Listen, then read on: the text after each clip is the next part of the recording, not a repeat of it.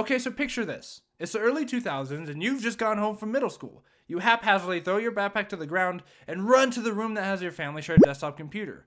You boot the old girl up to talk to the friends that you just spoke to at school 45 minutes ago, but now you use abbreviations because you're cool. You visit your favorite sites religiously. Newgrounds, Neopets, and eBaum's World, just to name a few. You've got mail. What's this, an email? For you? Well, boy howdy, you must be the kid of the castle. Let's see what it is. OMG, it's even a love letter? If you were anything like my goofy ass in middle school, affection was hard to come by, so a love letter sent via computer was a dream come true. You open it up and download the file in hopes of downloading yourself into your secret lover's heart, but little did you know you made a massive oopsie downloading that file. As soon as you do, the I love you virus begins duplicating itself and hiding worms in your directories and overwriting your files, kinda just like real love does. It's also stolen your passwords and emailed itself to everybody else in your contact list of other impressionable young folks, so you done f***ed up. But it's okay, you're one of millions of love-struck fools that just wanted to catch the love bug. And boy did they. I was never lucky enough to receive the love letter, but I did download a pole dancer that replaced Clippy the office assistant, and that thing wiped out my whole family's computer, so whatever was in that virus should be on this list, but it's not. The I love you virus, however, is one of 6 malware loaded onto this laptop with total financial damages of $95 billion. Why would someone do such a thing, you ask? Because it's art. This is MSCHF Product Studio Inc. You may know them as the art collective behind the spicy little Nas Devil shoes or the opposingly spicy Jesus shoes, and soon to be Tyler Underground shoes. MSCHF does one-off drops of limited items every 2 weeks. Sometimes they're products to sell like the holy/unholy shoes, other times they're just goofs or art pieces like Card v Card, the first competitive bank account, or This Foot Does Not Exist, a machine learning experiment that makes feet pics. The company itself is super interesting and worthy of its own video, but that's not why we gather here today. No. I gathered us here today so I can force you to observe an art installation and MSCHF drop number 1 that I think is super interesting and kind of like that banana that was duct taped to the wall that went viral in 2019. Kind of like that, but cooler. As always, let's get into the who's behind the what's. This is Guo O Dong, a contemporary internet artist who lives in China but has been releasing art pieces in the US for a few years now. Visiting his website gives us the feeling of accidentally taking acid while using the internet in 2004. A large portion of his art is to protest the stinky wrath of the Chinese government, while others speak directly to your soul. While even more so, some make you question your own existence and place in this cruel, cruel universe. In 2019, MSCHF, Mr. Dong, and a cybersecurity firm named Deep Instinct collided to release MSCHF drop number 1. This is the Persistence of Chaos, an air-gapped NC10 14GB 10.2-inch blue netbook from 2008 that sold for $1,345,000 after live streaming the slow infection as each virus was installed. What is an air-gapped computer? Well, I'm glad you want to know because I also did not know. What I discovered is that it basically means that it's been isolated from being able to access the internet or any unsecured networks. Definitely not what I was thinking, actually, so I guess there's that. So not only is this thing air-gapped, while engineers were brought in to install each individual malware, it was kept in its own solitary house in New York. Top secret shit. But that's not it, kids. This project was commissioned by Deep Instinct with over $10,000 invested to make sure that this thing does not connect to anything on the rest of the globe. Plus, as part of the terms of the sale, it's functionally disabled before it switches hands to the owner. Yes, I know I've been teasing you. I've told you how they protected it, but I haven't told you why they protected it. And the truth is, they're protecting my nude photos from Cancun in '83. It was a different time, okay? I'm just kidding. I just needed some help for this part, so I called up my buddy Koda Leo, who was eager to assist. Hey, man. Hi. Can you help me out with the video, please? You know the voice? No, I told you I don't like doing the voice. I'm not doing it. It's never going to happen again. Come on, man. All you have to do is read the names. Like, my voice makes it sound too weird. Like, yours sounds cool. Oh, fuck it. I love you. Aw, I love you too.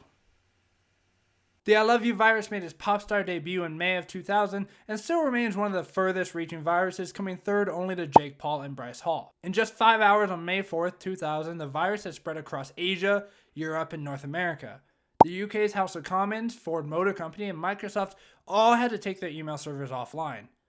Back in the day, Windows controlled more than 95% of the personal computer market, thus making their Outlook email software program the primarily used email and a great transportation device for the virus.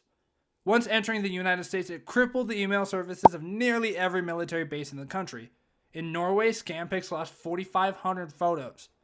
In Denmark, the parliament was taken offline, and in Hong Kong, the virus infiltrated several banks. The ILOVEYOU virus was later estimated to have caused around $5.5 to $8.7 billion in damages worldwide, and was estimated to cost $10 to $15 billion to remove. Within 10 days of its unleashing, over 50 million infections have been reported, and it's estimated that 10% of the world's internet-connected computers were loved on that day. MYDOOM. The MYDOOM virus was first discovered on January 26, 2004, alongside MyPube, however far more damaging. Similar to the previous virus, MYDOOM carried itself through attachments that were downloaded from emails. Once the attachment was opened, it welcomed itself onto your computer without even wiping its feet. How rude! Once it gets into your secret little holes, it allows for other malware to enter by way of backdoor left open. The virus began attacking the SEO Group, a software company with more issues than I can name, and Microsoft, a small indie company that you've probably never heard of. Both of them offered a $250,000 reward for the capture of the creator of the virus. This would be the first time Microsoft would offer a cash reward for the capture of a virus's creator. Throughout its life, MYDOOM would slow web speeds by about 50%, and at its peak in popularity, it could be found 1 in every 12 emails sent. With an estimated cost of $38 billion, it's big. I mean, it's a hefty boy, but it's not so big. The early 2000s were a rough time for a lot of people, especially internet users. The SoBig worm was a duplicating worm and a Trojan horse, meaning that it presents itself as something other than malware. Similar to the other spicy noodles, it presents itself as any of these emails. Oh, sick, a wicked screensaver. Once it was in your computer's guts, it could duplicate itself and email itself to others. Being considered one of the most destructive worms of all time, and the second fastest, falling short only to MYDOOM, SoBig had an estimated cost of $37 billion. On September 10th of 2003, the SoBig worm deactivated itself. Probably out of guilt, it felt bad for being a cyberbully. Now, I could easily keep doing stupid puns using the names of these viruses, but I'm not going to do that. You want to know why? Because I don't want to make you WannaCry. While the first 3 viruses are interesting in their own way, the next 3 are not only more recent, but they're more than just email spam attacks. The WannaCry ransomware attack took place in May of 2017 and spread through a vulnerability found in older Windows systems that were past their end-of-life dates. Have you ever been in an office where the computers are like 30, 40 years old and you're like, whoa, how are those even still working? Well, those are the ones that facilitated this attack. This ransomware crypto worm would invade the user's computer and encrypt files on their hard drive, holding it for ransom paid only in Bitcoin, while also setting up backdoors in other systems.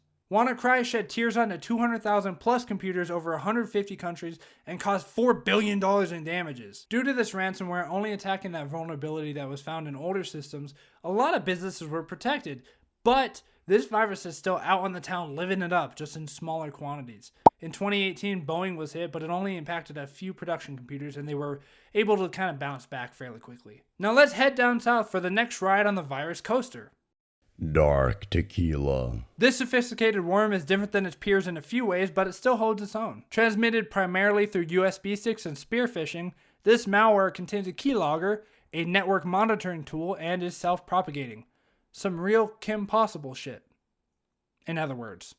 Once the sip of tequila reaches the computer, it silently observes the user and steals their financial information and credentials, but is extremely advanced and really hard to find. Since its creation in 2013, the virus has been active primarily in Mexico, causing the loss of millions of dollars. If someone offers you a drink of dark tequila at the bar, make sure you check them for viruses before taking any further action. BlackEnergy2. December 23rd, 2015. It's almost Christmas time, but that doesn't matter because you're a kid in Ukraine and they celebrate in January. You sit down to do Ukrainian kid stuff and suddenly the power goes out. This was all just part of a large-scale blackout attack against Ukrainian power companies. While I couldn't find the financial numbers for this one, I think it's fair to say that it's probably the most intimidating and the leader of the virus gang. Just a few years earlier, a similar virus infected Iran's nuclear program's computer system that ran their centrifuges. The virus slightly tweaked the software and made the centrifuges self-destruct, effectively putting Iran's nuclear program years behind. Viruses like BlackEnergy are meant to cause physical damage. They're not trying to take your personal information, they're not trying to get your bitcoins, and they're not trying to humiliate you for just trying to find love. No, they're meant to cause physical damage to the structure systems like the power plants and the nuclear plants that we use in the US that use the same exact parts that Iran used. Conclusion. When speaking on the project, Mr. Dong states it emphasizes that the internet and IRL are the same place. And that's why I find this old shitty laptop so interesting. It's an example of historic weaknesses. What I mean by this is that as the internet became widely used, it was and is still in its infancy. No one knew about these weaknesses until they were attacked and subsequently lost billions of dollars because of it. But that was in the early days of the internet when it was shut off at the end of the day. It was its own entity separated from us. But what happens when that's not the case? What happens when we have more to lose? At some point in the far dystopian future where robo-girlfriends walk freely and we're more connected to our technology, maybe like implanted chips or something like that, something is bound to happen because nobody's planned for it. In my opinion, with every new wave of technology come new threats and new attacks. It's just part of the life cycle. Weaknesses will be found and they will be exploited. The further we advance, the higher the risks are. I'm not trying to be alarmist. Obviously, this is super far in the future and who knows if we'll even get there. But if we do, make sure you stop by and say hi to me and my robo-girlfriend. So what do you think is going to happen? How is this going to impact the future of technology and how we interact with it? Ironically, we're going to have to go from getting our partners tested for viruses to scanning them for computer viruses. Thank you for popping into the video. I really hope you enjoyed it. If you did, please consider liking, commenting, subscribing. It all helps the channel and I can finally support my 27 kids and 44 dogs. They're struggling.